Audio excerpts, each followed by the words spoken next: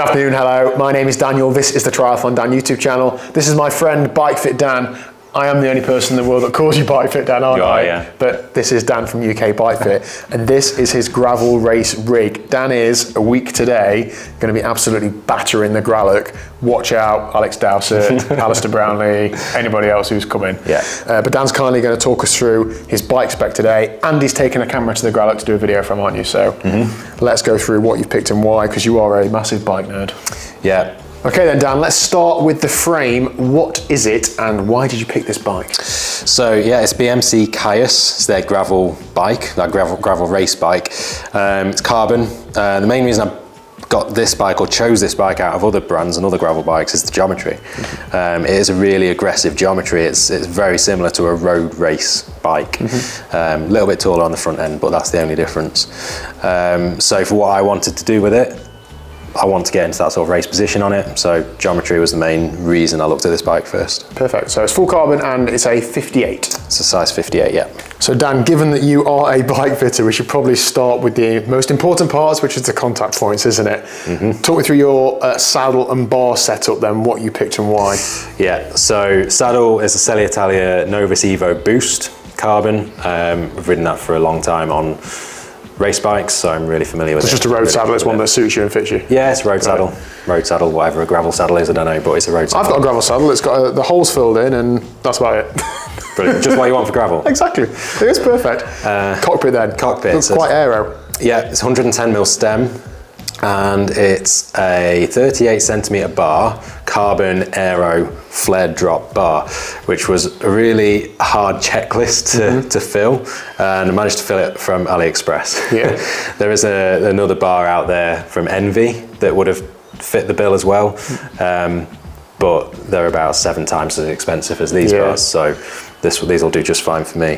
I think with a gravel setup, I'm sure it won't happen, but you're a lot more likely to crash, aren't you, than on the road? Yeah. So you've got to always be prepared that anything you put on a gravel bike is at some point going to be dragged along the gravel. So probably AliExpress part's probably better. Yeah, but yeah, like I say, the main reason was it just ticked all the boxes. Yeah. I needed that 38 centimetre on the tops, and having the flared drops gives me much more control over the rougher gravel, and there are some pretty gnarly, sketchy descents on the Gralloch, so I've heard, so those will do just fine. Yeah, some slight tilting on the shifters, so you're probably at what, 36-ish hood to hood? Yeah, probably a little bit less to be fair.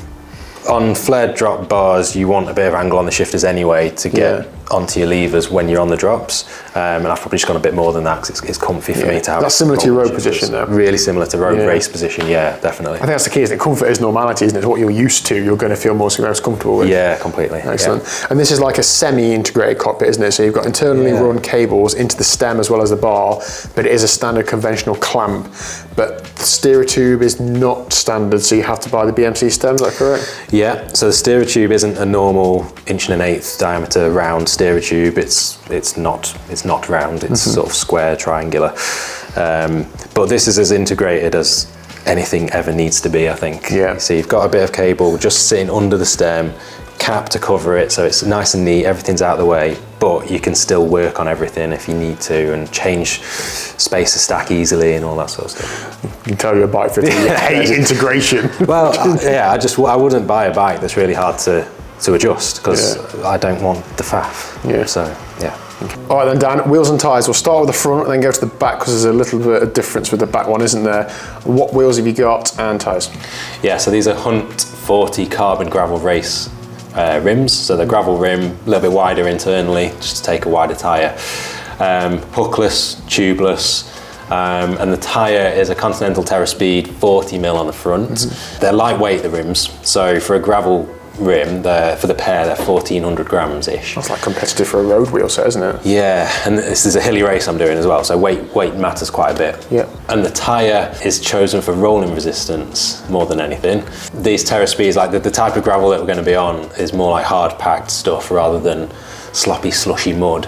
So having that extra bite in a tyre probably isn't as important as having a fast rolling resistance tyre. You're not going to need that much bite really, but I have been told the wider the better. So this is going to change before race day to a 45mm. Yeah, Dylan Johnson's #1 subscriber over here. Come on, let's go to the back. I probably actually am. Yeah. I do like it. Right then, Dan, what's the deal with this rear wheel? Because it's looking pretty snug down here, to be honest. Yeah, so the plan was to put a 45 on the front and have a 40 on the rear, because I've tried a different 45 tyre on this frame before and it just didn't have the clearance.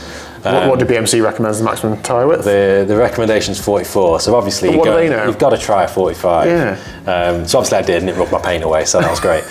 So anyway, went to get this built up and had a 45 and a 40 for front and rear. And Rich from Detail Bike Tech, who built the bike, tried the 45 on the rear and it fits just. So I'm going to keep 45 on the rear and have a 45 on the front as well. So there isn't that much clearance, but again, it's not going to be like really gloopy, muddy type gravel. It's more dusty. More dusty. If you had like a coating of mud over your tyre, I'd probably say it's going to rub, but I'm just not going to have that. Okay. Touch wood. If you're a proper Dylan Johnson fanboy, you need to get some scissors and cut these little toggles off. Yeah, well, I will be doing now you've mentioned it. So. The group set looks like a little bit of a SRAM mix. Talk me through why you've got a couple of different versions on here. Yeah, so when the bike came, it was full SRAM Rival AXS. Firstly, I changed the chain set to SRAM Red. I wanted a bigger chain ring, so that was the first reason. Rival, you can't have a Rival bigger chain ring on there, it just doesn't come with one. But the other reason I changed the chain ring and chain set specifically is SRAM Red versus SRAM Rival, the main weight saving in the whole group set is in the chain set. So you can spend a bit on the chain set instead of spending lots of money on full SRAM Red group set and pretty much save a lot of the chunk of the weight saving that you would have been. So that was the other reason. So it's a 4633 and you've got an 1036 on the rear, 12 speed. Yes, 1036 SRAM Force cassette on the rear. Is that an AXS directly or just a normal Rival Mac? Yes, AXS.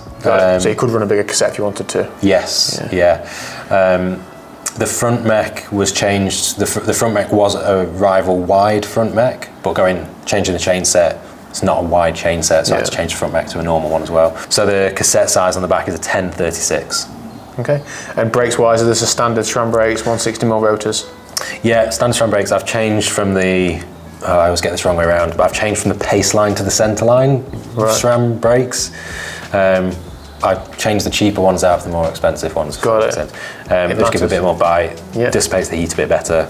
So, just a better brake for not that much more money. Okay. And fully waxed chain. So pedal system, Dan, what have you got and why? So I've got some Garmin Rally SPDs, so I'll be on SPD gravel shoes. This was the easiest way I could get a power meter on there.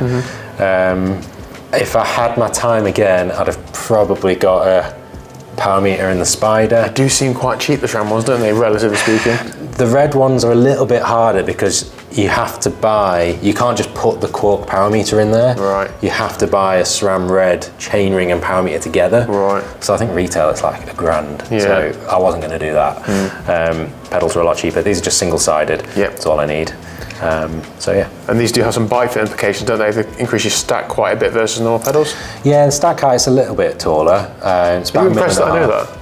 Yeah, did you really know it? Or just... I think I've heard somebody else say it. It's about $1.5 million more than my Speedplay pedals. Yeah. So they're not too bad. No. But enough that you might notice it or that it might affect you. Yeah, but then you don't just have the stack of the pedal with going from Speedplay to SPD, you've got the stack of the cleat as well. Yeah. Whereas a Speedplay pedal sits more in your shoe rather than SPD, which sits away from it. Okay. Bottle cages, carbon, but they came with the bike, that's right, isn't it? They're moulded to the frame. These are the BMC ones. They're just they've got this little lip on it that sits around the side of the frame quite nicely. Probably more aero, ever slightly, but who cares? So Dan has also used entering the Gralloch as an excuse to get himself some new shoes. You are copying me with blue shoes, but what have you chosen and why? Yeah, so these are the MX-30G Lake gravel race shoes. So the gravel race range is a new range that just if somebody puts the words gravel race on a product, you're buying it, aren't you? Pretty much, yeah, as we've found out. Yeah. But the main reason these are a gravel race shoe is that the tread's thinned back. It's not like a mountain bike shoe, which are designed for getting off the bike and walking more. A lot lighter shoe. And these are also a mesh material to save a bit more weight as well. So as I say, the race itself is a pretty hilly race. So you can put toasters in as well, can't you? Yeah. So you can have I won't be, but yeah, you can. Wicked, all right. This wouldn't be a bike spec video without us weighing it, would it? Now, Dan, you do have a top tube bag that has an inner tube in, it is a latex tube, and you have your Wahoo on. So this is pretty much in race spec, but without any other spares or bottles, isn't it? Yeah, exactly. All right, let's give it away then. Have a guess now in your minds before Dan weighs this, and I'll tell you what it is. 9.18 kilos. That, I think, is great. Think about, you were saying earlier, the tyres are 500 grams each. Tyres are about 500 grams each. The pedals are pretty heavy with the power meter. Yeah. I have weighed this with speed plate pedals on, and it's about 8.7. So that's the other thing that changed. So yeah, for gravel bike, for what it is, and for, you know, I've tried to cut costs where I like without getting silly with it. Yeah. Not with the bike at home. yeah.